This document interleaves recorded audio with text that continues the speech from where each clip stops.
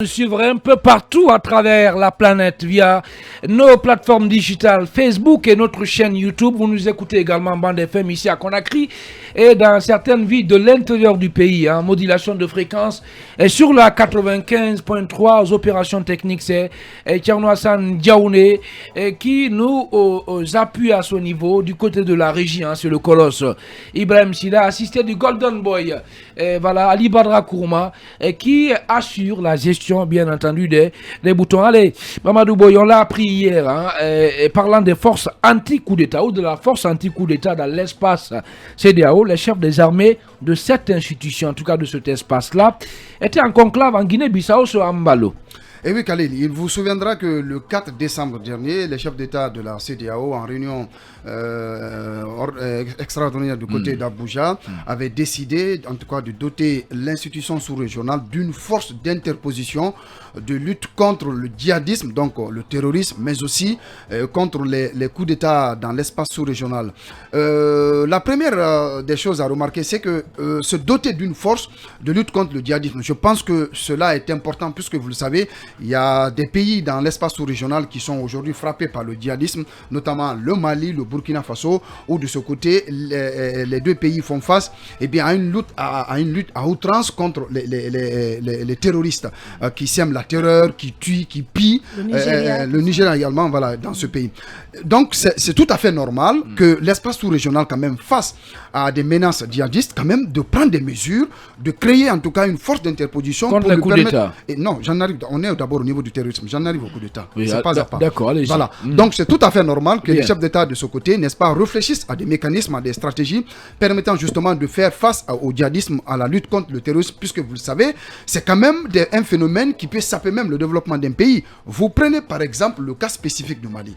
En 2012, parce que l'idée germait, en 2012, face à l'avancée des djihadistes, le Mali avait en tout cas fait recours à la France pour pouvoir sauver le pays avec en toile de fond l'opération Serval. Il a fallu que le président François Hollande à l'époque, n'est-ce pas, active cette opération pour pouvoir sauver le Mali, puisque à l'interne, le Mali n'était pas organisé pour faire face à l'avancée des djihadistes. Donc ça, c'est un premier aspect. L'autre aspect, c'est quand même une force d'interposition pour lutter contre les coups d'État. Et là, il y a quand même un débat. Il y a un véritable débat à ce niveau.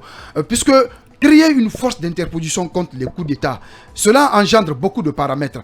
Est-ce qu'il ne faut pas, dans un premier temps, renforcer, par exemple, l'arsenal judiciaire ou tout au moins les sanctions contre, par exemple, les pays où les coups d'État se déroulent. C'est comme le cas aujourd'hui au Mali, en Guinée et au Burkina Faso. C'est un pays, c'est vrai que progressivement, les sanctions ont été levées, mais lorsque les coups d'État ont été, en tout cas, perpétrés dans ce pays, le principe de sanction a été tout de suite activé par l'institution sous-régionale. Donc, je pense qu'aujourd'hui, il y a aussi la question de financement quand même de cette force d'interposition. Vous l'avez rappelé, les chefs d'état-major de l'espace sous-régional se sont en tout cas réunis du côté de la Guinée-Bissau pour se pencher sur la question. Je pense quand même qu'il y a nécessité que cette organisation ait sa propre force d'interposition. Contre les coups d'État. Je dis contre les coups d'État. Je préfère plutôt, en lieu et place d'une force d'interposition, je préfère le renforcement. C'est ça que je dis, mais c'est mon analyse. Je préfère le renforcement de l'arsenal judiciaire, mais aussi des leviers de sanctions économiques et financières contre les pays. Parce que les coups d'État, quand même, découlent d'une certaine anormalité. Justement, en fait, moi, je parle même de l'objectif de cette rencontre des armées, des patrons des armées de la CEDEAO. C'est ça que je dis. On va se retrouver pour mettre en place une force qui aura pour objectif de lutter contre des coups d'État. Une force. Est-ce que même, attendez, est-ce que concrètement, non, surtout, c'est ça, c'est le premier objectif. Je crois, ça a été une proposition qui a été faite à l'issue du dernier sommet le chef d'État de la CEDEAO. Mais quelle est la pertinence, l'opportunité, en tout cas, d'une telle démarche, c'est de ça. La pertinence, c'est que vous avez vu que l'espace sous-régional, il y a eu beaucoup de coups d'État. Cela peut-être peut amener les chefs d'État à se penser sur la question. Mais c'est avec une armée. Moi, je suis d'accord, une armée de lutte contre le djihadisme, je suis d'accord. Mais par rapport au coup d'État, je préfère que les dirigeants de la CEDEAO insistent sur le fait que chaque pays doit respecter la Constitution, puisque les coups d'État découlent d'une certaine anormalité. Donc j'avoue que créer une force d'interposition contre les coups d'État, c'est quand même un peu anodin, mais ce qu'il faille quand même dire et renforcer davantage, c'est l'arsenal juridique. C'est-à-dire que lorsque vous quel êtes élu... arsenal juridique, on a des constitutions, des lois qui sont c'est foulées ce que au je pied, dis. boy. La constitution, on n'a pas de le problème de loi. renforcement de l'arsenal juridique Justement. suppose le respect des constitutions. Justement, non mais si on a des lois, boy. Je dis, on a la meilleure constitution en Guinée qui a été violée par Alpha Condé, boy, quand même. Sous la même ben, Khalid. Allez. Respecter la constitution au lieu de créer une force contre les coups d'État. Justement, on est de d'accord. l'autre côté, activer oui. les leviers concernant les sanctions économiques et financières lorsque les coups d'État ont lieu. Mais dire qu'on va créer une force d'interposition contre les coups d'État, je pense que c'est contre-productif. C'est contre-productif dans la mesure où, en amont, si on respecte la Constitution, en amont, si les chefs d'État s'engagent à respecter en tout cas les lois qui régissent le fonctionnement de leur République, je pense qu'on ne peut pas assister au coup d'État, mais quand même une force d'interposition contre le djihadisme, c'est une excellente idée, puisque le Mali, le Burkina Faso et d'autres pays de la sous-région sont sous l'emprise de menaces djihadistes. Ça, on le sait déjà, on a déjà parlé de ça. Mais là, la nouveauté, on parle des coups d'État. Au moins, quelle est l'opportunité d'une telle démarche-là? Surtout la nécessité, tout cas, d'une telle démarche. Je vais être d'accord avec Boy pour peut-être une première fois. Il y a deux volets. Oui, pour cette rencontre, il y a deux volets. Il y a une force d'interposition contre le terrorisme dans la communauté. Ça, c'est un premier aspect. C'est vrai, tout le monde peut soutenir cela parce que vous savez que c'est aujourd'hui un fléau qui... Là n'est pas le problème. Là encore une fois, on va évoluer dans le débat. On parle pas de terrorisme là. On parle des coups d'État dans l'espace CEDEAO. Une force d'interposition contre le coup d'État, je pense que ça, c'est utopique. Ça, c'est vraiment incroyable. Comment ça? Parce que ce n'est pas possible. Comment ça? Je vais vous dire pourquoi. Je vais vous dire pourquoi. Oui. C'est vraiment absurde. Non, c'est la vérité, c'est absurde. Oui. Je vais vous dire pourquoi. Oui. Vous savez d'abord que la CEDEAO, c'est une communauté qui est régie par des instruments juridiques. Ce qu'il faut signaler. Par exemple, quand vous prenez le coup d'État, à travers ces instruments juridiques-là, la CEDEAO condamne le coup d'État. Et il faut d'abord définir le coup d'État. Le coup d'État, c'est toute prise de pouvoir de manière anticonstitutionnelle. Donc, chaque fois que dans un État, le coup d'État est perpétré, la prise du pouvoir a été faite de manière inconstitutionnelle, la CEDEAO, en principe, doit intervenir pour prendre des sanctions. Alors, si réellement ces instruments-là sont respectés, mais vous savez aujourd'hui que malgré tous ces instruments juridiques, tout cet arsenal juridique, la CEDEAO n'intervient pas quand il y a des coups d'État. Parce que le coup d'État d'abord, on ne se braque que quand c'est la prise du pouvoir par l'armée. Alors qu'il y a d'autres coups d'État. Formes de coups d'État. Il y a d'autres formes de coups d'État qui ne sont pas forcément la prise du pouvoir par l'armée. Comme le coup d'État constitutionnel. Le coup d'État constitutionnel. En Guinée. Je vais prendre l'exemple sur la Guinée. Pour le cas de la Guinée, vous savez qu'il y a quand même eu une violation des constitutions pour que M. Alpha Condé, n'est-ce pas, ait eu son troisième mandat. La CEDEAO était présente. La communauté internationale était présente. Mais il n'y a pas eu de mesures. C'est-à-dire que les mesures n'ont pas été appliquées pour que réellement M. Alpha Condé, il y ait une barrière contre M. Alpha Condé pour ne pas qu'il ait accès à son troisième mandat. Cela n'a pas été fait. C'est-à-dire que nous ne prenons pas en compte ces instruments juridiques. Ces instruments juridiques, évidemment, qui interdisent aux États de ne pas accéder au pouvoir de manière anticonstitutionnelle. Parce que quand on dit manière anticonstitutionnelle, je l'ai dit, une fois que la loi est violée, vous avez une constitution. Et vous avez des éléments intangibles dans cette constitution qui vous dit clairement que nul ne peut aller au-delà des 2 mandats. Donc, si un président fait plus de 2 mandats, c'est-à-dire il allait à faire 2 mandats, ça ne lui reste plus que de quitter le pouvoir, de passer le pouvoir démocratiquement à une autre personne. Mais si réellement ce président à la fin de son mandat, de ces 2 mandats, veut faire un 3e mandat à travers une modification des constitutions, alors que celui-là lui est interdit par la loi. Parce que ce qui s'est passé en Guinée, c'était de manière flagrante, Alpha Condé, mais la communauté n'a pas agi. Donc, si vous prenez aujourd'hui une force anti-coup d'État, je ne sais pas quelle va être l'importance. Si je comprends bien, Bakar Condé, dans les prochains mois, et peut-être dans un pays frontalier de la Guinée comme le Sénégal, où on parle de la question de... Bon, mais on soupçonne même, je ne vais pas mettre ça au conditionnel, Macky Sall de vouloir un 3e mandat, il faut s'attendre à ce qu'il y ait un déploiement d'une armée là-bas, à Dakar. Non, ce qui va créer même des guerres entre les États. Allez. Je pense que ça n'a pas de sens. Bien, Bakar Condé, rapidement. Commencer par souligner que c'est une force dissuasive.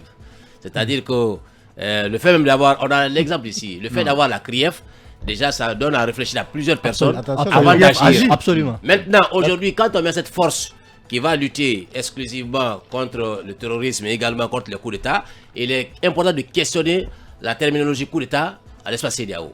Qu'est-ce qui va être appelé coup d'État? C'est extrêmement important. Est-ce que c'est la prise du pouvoir par les armes? C'est déjà défini. Non, vous savez, là-bas, là, c'est trop vague.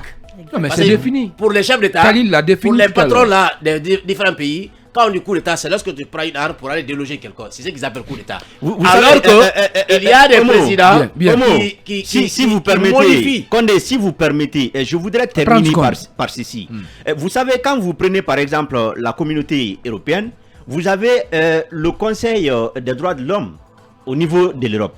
C'est-à-dire que c'est ce conseil-là qui veille au respect des instruments qui lient les États. Oui. C'est-à-dire que des États ont des conventions. Alors, une fois que ces conventions-là sont violées, ces traités sont violés par un État, vous avez la Cour européenne des droits de l'homme qui intervient pour sanctionner cet État. Oui. C'est pourquoi chaque fois que les droits de l'homme sont violés, par exemple en France, ou alors même si c'est une simple violation de la détention provisoire, quand c'est violé, la Cour européenne des droits de l'homme intervient pour sanctionner la France. Et la France revient tout de suite sur les droits. Il rétablit si c'est un citoyen dans ses droits, et puis il revoit ses textes de loi.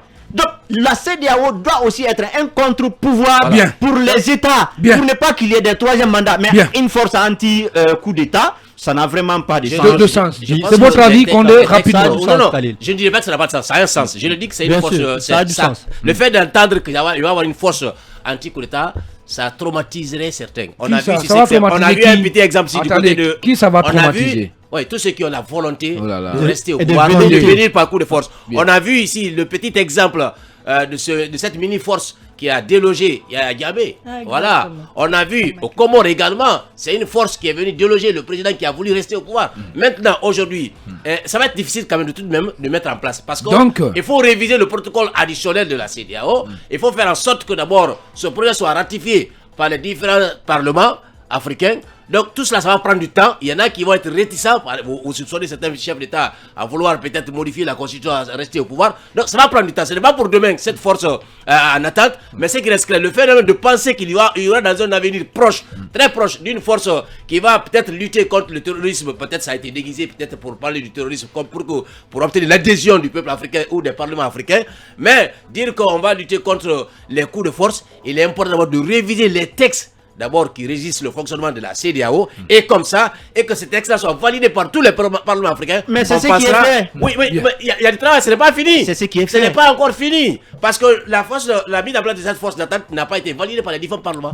C'est des chefs d'état-major qui sont venus discuter du côté de Bissau, mais je pense que la mise en place de cette force est un instrument dissuasif qui va peut-être donner à réfléchir à 1000 fois à certains qui veulent, parce que même où nous sommes là comme ça, il y a peut-être certains militaires qui veulent venir au pouvoir dans un pays africain, on ne sait pas. Mais le fait de penser à ça, quand je vais venir au pouvoir par la force, il y aura une force qui va me déloger de force. Justement, je pense que les gens vont devoir réfléchir. Parlons de délogement, Mamadi Abalde. Est-ce que finalement, il n'y a pas un risque de voir la création de cette force anti-coup d'État dans l'espace CEDEAO créer plus de problèmes?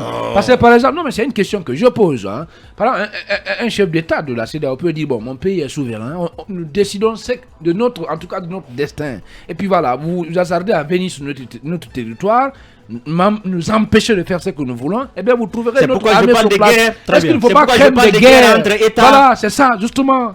Très bonne question. Alors, je pense que la mise en place de cette force-là ne sera pas d'abord une ingérence dans les affaires intérieures d'un pays, parce que dans le droit international, il y a un autre principe qu'on a théorisé, qu'on appelle le principe de la non-indifférence. Le principe de la non-indifférence. Parce que la communauté internationale, eu égard à l'histoire de l'humanité, on a vu dans les pays où des chefs d'État ou des dirigeants ont massacré leur population, leur peuple, ou bien ont participé à la violation grave des droits humains dans leur peuple-là. Et la communauté internationale, au nom du principe de la non-ingérence dans les affaires intérieures des États, n'avait pas agi. Donc, mais cette communauté internationale s'est vue coupable et on a théorisé le principe de la non-indifférence. C'est là extrêmement important. D'abord, l'autre chose que je voudrais rappeler, Abdou Diouf, l'ancien président du Sénégal, dans une conférence, un jour, il avait parlé sur la démocratie. Il a dit, et ça me paraît extrêmement important, il dit, si les régimes dictatoriaux, si les dictateurs se servent de la force pour se maintenir au pouvoir, je ne sais pas pourquoi on ne ferait pas recours à la force pour imposer la démocratie. Je pense qu'on a besoin de la force comme celle-là, d'une force anti-coup d'État pour imposer la démocratie dans notre espace. Peut-être ça a du sens. Peut-être la première expérience. Ça a du sens. La première expérience ou la première mission de cette force, peut-être ça va être à Dakar. Je ne sais pas. Je ne sais pas où ça va se passer. Non, je termine. Oui. Je suis entièrement d'accord avec M. Condé. Il s'agit là d'une force de dissuasion. Ça doit tuer, en tout cas dans l'œuf, toutes les velléités, toutes les intentions de ceux-là qui voudraient venir au pouvoir par des régimes, par des voies illégales, militaires. Je pense que c'est une force qui a du sens et l'opportunité est là. Bien. Notre espace, nous voyons ce qui se passe. Les records, le coup d'État, des coups d'État, mais c'est extraordinaire en un temps record dans notre espace. Je pense qu'il faut mettre fin à cette chienlit-là. Voilà, alors Emmanuel Minimono, est-ce que c'est votre avis? Surtout parlant de l'opportunité de la mise en place de cette force. Je suis d'accord que le coup d'État en soi, c'est une entorse à la démocratie, c'est une entorse d'ailleurs à la marche normale d'une république. Je suis d'accord sur ce principe. Mais la solution qui est préconisée là n'est pas la bonne. Je suis désolé, ce n'est pas la bonne solution. Et pourquoi? Il y a quand même un certain nombre de choses qu'il faut relever. Quand on dit que c'est une force dissuasive, finalement c'est pour qu'elle fasse quoi? Si c'est juste une force dissuasive, elle va empêcher quoi de prendre le pouvoir? C'est comme un épouvantail. Pour ceux qui vont au village, dans les champs de riz, dans les champs de manioc, de fonio, vous voyez des épouvantails plantés au milieu du champ, juste pour faire peur aux oiseaux. Mais ça ne les tue pas. Ça ne les empêche pas de venir manger votre riz ou de venir piquer votre fonio. Alors vous dites que c'est une force dissuasive. Elle va faire quoi alors? C'est pour faire quoi si c'est une force dissuasive? Mais arrêtez de la mettre en place. Parce qu'on est en train de jouer sur deux tableaux différents. On est incapable de faire face à la menace djihadiste, terroriste, et on dit on va mettre en place une force armée anti-coup d'État. Je vous en prie, si c'est une force dissuasive, ces hommes-là, mettez-la à la disposition de la lutte contre le coup d'État. Vous ne pouvez pas former une armée, parce qu'une armée, c'est pas juste le nom. On dit qu'on va créer une force, il va falloir leur doter de moyens, il va falloir les hommes, il va falloir la formation, il va falloir le financement. Mais vous allez prendre ça pour mettre ça dans quelque chose de dissuasif, donc quelque chose qui ne va pas agir en fait. Mais c'est du gâchis. Mettez cet argent dans la lutte contre le terrorisme, c'est plus pratique. Le deuxième élément, on a déjà affaire à des pays où vous avez des armées qui ont l'appétit du pouvoir. Nos armées ont l'appétit du pouvoir, c'est-à-dire on les invite, ils viendront. On ne les invite pas, ils viendront. La preuve, la Guinée, elle le reflète. Le Burkina Faso, le Mali, la Guinée-Bissau qui est passée à côté. Nos armées sont prêtes, elles guettent le pouvoir. Même si on leur... D'abord, elles ne nous avertissent même pas. Elles prennent le pouvoir un bon matin, elles nous font un communiqué. Et puis elles nous disent que c'est elles qui commandent désormais. Et cela sans qu'on ne les invite, sans que la loi ne leur en donne nos droits. Maintenant, on va créer une armée qui aura le droit même de prendre le pouvoir. Bon sang. Ah oui. Ah oui. On lui donne le droit de prendre le pouvoir. Parce que vous dites à cette armée qu'elle a le droit de déloger celui qui est à la présidence. Emmanuel, non mais attendez, c'est pour empêcher les gens de se pérenniser à la tête d'un pays de façon illégale. Soyons sérieux, Khalil. Oui, allez-y. Soyons sérieux. Oui. Il y a deux choses. Ou c'est une armée qui est dissuasive, donc qui n'existera pas, donc qui n'empêchera pas les coups d'État. Ou c'est une armée qui sera opérationnelle, donc qui agira, qui empêchera le coup d'État, et donc qui prendra le pouvoir. Non, justement, ça voudra dire... C'est une hypothèse. S'il vous plaît, je vous ai écouté. C'est déjà dissuasif. Je vous ai écouté, Condé. Condé, on va le laisser terminer. Si c'est juste dissuasif, ça veut dire que c'est pas opérationnel. C'est clair quoi. Ça dit, ne voilons pas les mots. Si c'est une armée qui est appelée à être opérationnelle, ça veut dire qu'elle aura le droit de prendre les armes et venir déloger quelqu'un. C'est cela. Par exemple, on suppose Mamadi Doumbouya, il a pris le pouvoir par les armes. On n'aime pas cela. Il y a une armée qui est là pour ça. Elle vient, elle déloge Mamadi Doumbouya. Et après, elle restitue le pouvoir aux civils. Ce n'est pas encore, justement, ce n'est pas encore clair. Cet aspect n'est pas encore défini. Ah ouais. Quand elle prend le pouvoir. Mais ça doit être défini. Quand elle prend le pouvoir. Allez-y. On va laisser Emmanuel. Il faut que vous me permettiez de laisser Emmanuel partir. Il faut que vous me laissiez couper le micro. Vous devez me permettre de terminer mon analyse. Après, vous aurez le temps de dire tout ce que vous voulez. Allez-y, Emmanuel. J'ai écouté tout le monde. Quand elle va prendre le pouvoir, ce sera pour faire quoi? On n'a pas encore défini cela. C'est-à-dire qu'on donne... En fait, de manière claire, on donne le droit à une armée de prendre le pouvoir. C'est de cela dont il s'agit. Troisième élément. On va nous dire que c'est une armée qui devra intervenir pour déloger par exemple un putschiste. Mais cette armée-là, ce ne sera pas des extraterrestres. Ce sont des hommes qui seront recrutés dans les différents pays. Et ces hommes, je suppose que quand il faudra intervenir en Guinée, pour le moyen le moins coûteux, le plus rapide, le plus opérationnel, c'est de faire appel à l'armée guinéenne. Et ça voudra dire tacitement... Ce n'est pas comme ça. Attention, ce sont des hypothèses. Attention, ça entre en jeu. Quelqu'un a parlé ici de Serval. Vous pensez que Serval est venu de Paris? Serval n'est pas venu de Paris, attention. Serval est venu de la sous-région pour aller au Mali. Non, c'est pour vous dire que sur le plan opérationnel, des avions de guerre qui traversent beaucoup de frontières avec des hommes ne peut pas passer inaperçu. Quand une armée doit intervenir en pareille circonstance, on prend la force d'opération la plus proche. Ça, c'est le b.a.-ba. C'est comme ça qu'on fait. C'est la force la plus proche parce qu'elle peut arriver plus vite. Elle peut arriver sans être moins détectée. En tout cas, pour être le moins détectée par rapport à celles qui viennent de loin et qui traversent beaucoup de kilomètres, qui peuvent donc être interceptées. Ça voudra dire que si je prends le cas guinéen, un exemple assez simple. Aujourd'hui, par exemple, si vous dites que c'est une armée de la CEDEAO qui va déloger Mamadi Doumbouya, ça voudra dire que c'est la force en question, soit qui est en Guinée ou qui est dans un des pays de la sous-région frontalier à la Guinée, qui va intervenir. Et si Mamadi Doumbouya a pris le pouvoir, vous pensez que c'est pas ça le cutus de l'armée guinéenne? Vous pensez qu'on peut se lever comme ça, prendre le pouvoir? Vous pensez que on peut se lever, prendre le pouvoir comme ça? Ça se fait pas. Quand vous venez un militaire à la tête du pays, c'est que l'armée est d'accord. Sinon, c'est un bain de sang. C'est un bain de sang. Toutes les prises de pouvoir qu'on a connues où il n'y a pas eu bain de sang, c'est parce que l'armée dans son bloc était d'accord.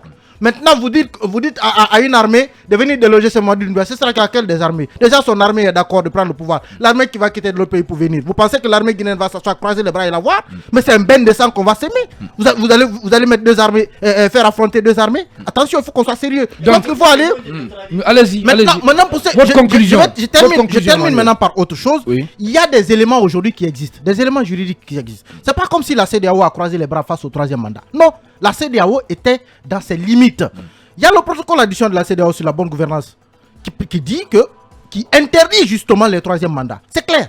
Parce qu'on dit aucune révision constitutionnelle ne peut intervenir 6 mois avant une élection présidentielle. Elle l'a fixé. 6 mois avant. Mais regardez tous les pays aujourd'hui, Alassane Ouattara peut donner des leçons de démocratie. Pourtant, il a un troisième mandat. Abdoulaye Wade, il pouvait donner des leçons de démocratie au-delà de 2012. Pourtant, il a tenté un troisième mandat. Et vous avez entendu la CEDEAO parler? Vous en avez aujourd'hui des chefs d'État? Vous avez des chefs d'État aujourd'hui? Je finis rapidement. Bien, on va le laisser terminer. Rapidement. Oui. Vous avez aujourd'hui... On va le laisser Khalil. Parce que terminer, oui. Aujourd'hui, on a parlé des formes de coup d'État. Celui du troisième mandat est une forme de coup d'État. La CEDEAO l'interdit. Mais la question c'est que...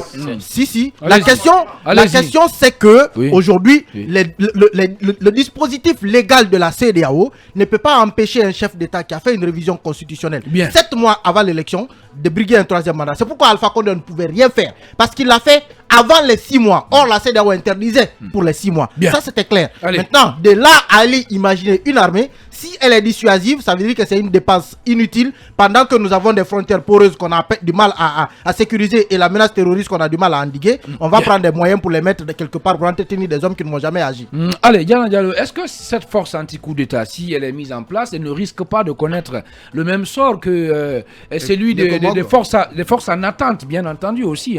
Voilà, de l'Union africaine. Mais justement, c'est d'ailleurs ça. Je crois que Boy ne l'a pas dans son entente. Tu n'as pas mentionné en fait que c'est la création d'une force en attente de la CEDEAO en fait qui est en train d'être mise en place. Contre les coups d'État, c'est précisé. Et contre les coups d'État. Je crois que c'est à l'image de l'Union africaine où il y avait Sékouba Konaté à un moment donné.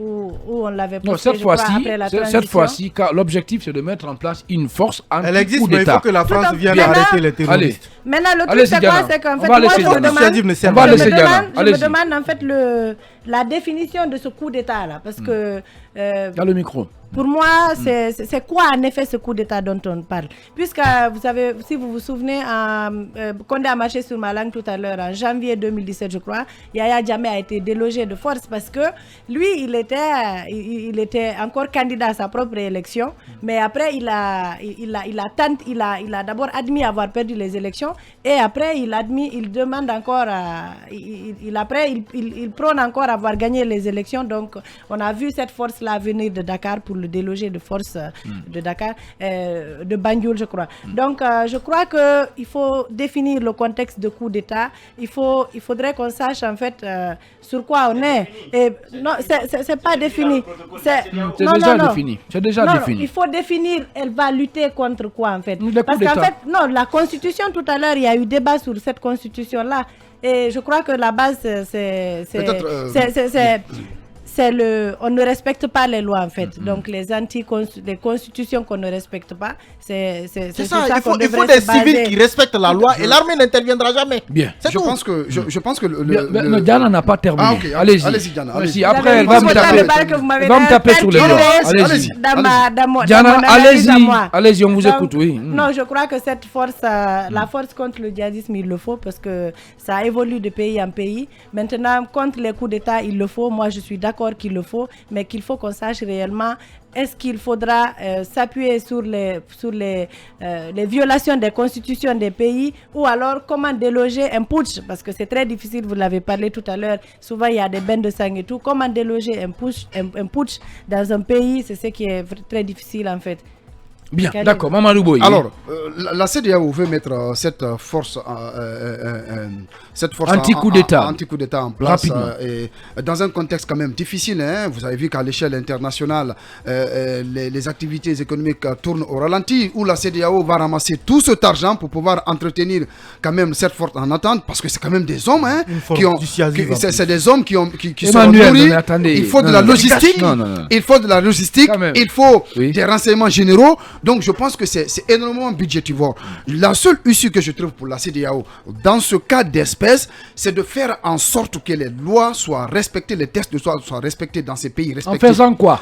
C'est ce que je dis, le respect des textes de loi. Je pose la question, en faisant quoi? En imposant par exemple que même une révision constitutionnelle ne vous donne pas le droit de vous relancer. Oui, mais la CEDEAO, parce que l'appétit d'avoir des mandats de trop suppose que l'armée, à un moment donné, s'interfère dans la gestion de l'État. Et vous avez vu que les coups d'État en Afrique, le plus souvent, lorsque le président qui est là, le civil qui est là au pouvoir, ne respecte pas les lois ou fait face, en tout cas, à une situation chaotique dans le pays, cela, le plus souvent, donne des appétits à l'armée de prendre le pouvoir. Ce fut le cas en Guinée. Vous avez vu qu'à un moment donné, Alpha Condé pratiquement ne contrôlait pas les choses.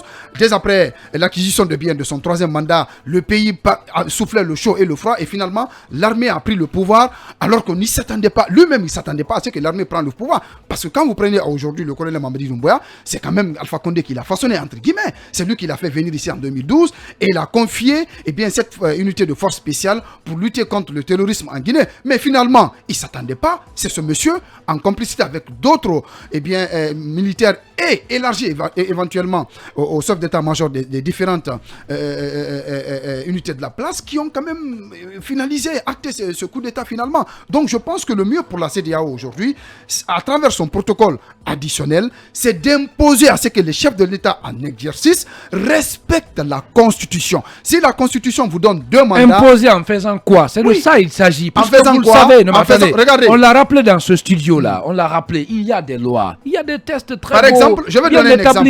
Mais le hic, c'est où? La CEDEAO... C'est qu'on a du mal à appliquer le contenu. Alors pour appliquer cela, la CEDEAO, moi je donne quand même des pistes. Est-ce que la mise en place de cette force n'est pas l'une des solutions? Non, c'est l'une des solutions, mais c'est une solution. C'est une solution improductive à mon entendement. Ça, c'est un. Deuxièmement, je pense que la CEDEAO peut dire clairement à un président de la République qui veut tenter, par exemple, de modifier sa constitution pour briguer un second mandat, un troisième mandat, par exemple, des sanctions, mais draconiennes contre lui et son pays. C'est un moyen de dissuasion, c'est un moyen qui peut lui permettre justement de renoncer à son projet de troisième mandat. Ce protocole d'accord qui dit que 6 mois avant, vous ne devez pas réviser, je pense qu'on doit aller au-delà de ça. C'est ça, il faut juste faire sauter ça. Il faut faire sauter ça, il faut aller au-delà de ça. Il faut une imposition, mais claire. La Constitution prévoit 2 mandats. Faites les 2 mandats et dégagez. Voilà, disons cette précision, si vous le permettez. Ah bon, allez-y, rapidement. Je voulais simplement dire que si on s'attend à ce que les chefs d'État qui veulent mourir au pouvoir révisent ce protocole pour faire sauter ce verrou-là qui parle, il faut le faire 6 mois avant, ça ne sera jamais fait. Mais c'est eux qui veulent mettre en place l'armée. C'est pourquoi il est important de mettre en place cette force-là. Il faut aller vers le respect strict. S'ils ont le courage de mettre l'armée en place, ils n'ont qu'à avoir le courage de lever cette force. En attente, de façon subjective, elle est dissuasive. De façon objective, elle est une force d'action. Ça veut dire que lorsqu'on est devant un fait accompli, automatiquement, la force qui est mise en place agira aussitôt que possible. Mais avant d'engager l'armée dans une telle opération, Condé, rapidement si tu permets, pourquoi ne pas revoir ce protocole additionnel de la CEDEAO? 6 mois avant, 6 mois après. Pardon, laissez tomber ça. Merci beaucoup. 6 mois avant, de réviser ce protocole. Merci beaucoup. Allez, oui, Mamadou, très rapidement. Je rappelle que pour ceux qui, en tout cas, pensent qu'il faut, c'est une question de texte. Quels que soient les textes que vous mettrez en place, la nature humaine, elle est ce qu'elle est. Les hommes, vous pouvez avoir les meilleurs textes au monde, mais si les hommes n'ont pas suffisamment la conscience, l'intégrité qu'il faut, ils vont violer ces textes-là. Parce que ces textes-là sont mis en place par des hommes. Et ce sont des mêmes hommes qui vont les violer. Donc, donc c'est pourquoi on a besoin d'une force pour faire respecter ces textes-là. Seule une force peut arrêter la force. Ça, c'est mon premier point. Sur un deuxième point, les gens disent oui, il faut améliorer la gouvernance, c'est la source, oui, pour empêcher. Non, quels que soient les efforts que vous ferez, il y aura toujours des exigences. Parce que si vous résolvez aujourd'hui un problème, il y a un autre problème qui se pose. L'être humain demande toujours. Donc, quels que soient les efforts que vous ferez dans la gouvernance, pour l'amélioration de la gouvernance, il y aura des demandes, il y aura des besoins. Allez. Je termine aussi en disant, c'est important, Khalil, sur la question de cette force-là, lui, des gens pensent que oui, il y aura une définition, il y aura une attribution des missions de cette force-là. Donc elle sera définie, elle sera encadrée. Il y aura un encadrement. Les chefs d'État ont des conseils diplomatiques, ils ont des conseils militaires. Donc ils ne vont pas se lever comme ça un beau jour, dire une force. Il y aura en tout cas un encadrement. Il y aura des textes qui vont définir la manière dont cette force-là va opérer. C'est là extrêmement important. Je termine maintenant pour dire que sur les moyens, le chef d'État ont déjà compris. Donc ils disent qu'ils ne vont pas compter sur les contributions volontaires. Donc ils ont la volonté politique de mettre les moyens qu'il faut pour opérationnaliser cette force-là. Et enfin, on parle oui d'un bain de sang.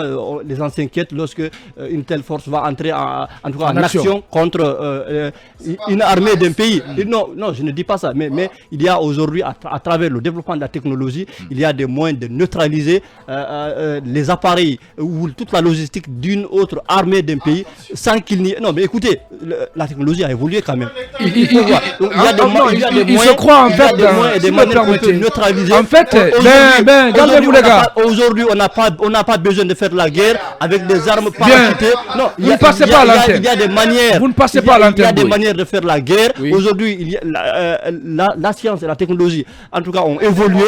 On n'a pas besoin. Merci. De faire. Il y a mille manières de faire. Merci. Vous ne passez pas à l'antenne, boy. Les dégâts seront minimisés. Allez, j'ai l'impression que Yaya se croit dans Jack Boy. Allez, Emmanuel, on va activer son micro. Oui. Pour quelques secondes, s'il vous plaît. Si la CEDEAO a les moyens de neutraliser les moyens de guerre dans son espace, mais elle n'a qu'à neutraliser celle des terroristes. Bon sang. Mais Yaya rêve là. Mais on n'en a pas les moyens, Yaya. On n'en a pas les moyens. On peut les avoir. S'il vous plaît. C'est une question de volonté. Mais c'est une question de volonté. volonté. On peut les avoir. Allez-y. Si on peut si on peut les avoir, justement, permettez, si on peut les avoir, qu'on les mette à la disposition du Mali, du Burkina, du Tchad, mais qui luttent contre le terrorisme. Mais pour l'instant, une chose est claire, on n'en a pas les moyens, Yaya. On n'a pas ces moyens. L'autre chose, c'est que nos armées ne sont pas suffisamment sophistiquées pour dire qu'il vous suffit d'un clic pour les déconnecter. C'est faux. On a ces pieds. Aujourd'hui, les armes que nous avons, ce sont les armes qui étaient utilisées dans les années 1950. C'est pas la technologie. Merci beaucoup. On ne peut pas les désactiver. Et maintenant, dernière chose, imaginez un jour, parce que c'est une faute de la CEDEAO, de l'ensemble des 15 pays, imaginez un jour que cette force-là décide, dans les 15 pays, de prendre le pouvoir. Allez. L'autre analyse d'Emmanuel. Allez, merci beaucoup, merci à tous les 6. On va encore répartir avec nos conseils achats. Derrière, c'est les infos que vous allez avoir sur Film Guinée. On revient juste après pour poursuivre le supplément d'infos. En attendant, poursuivez le débat chez vous.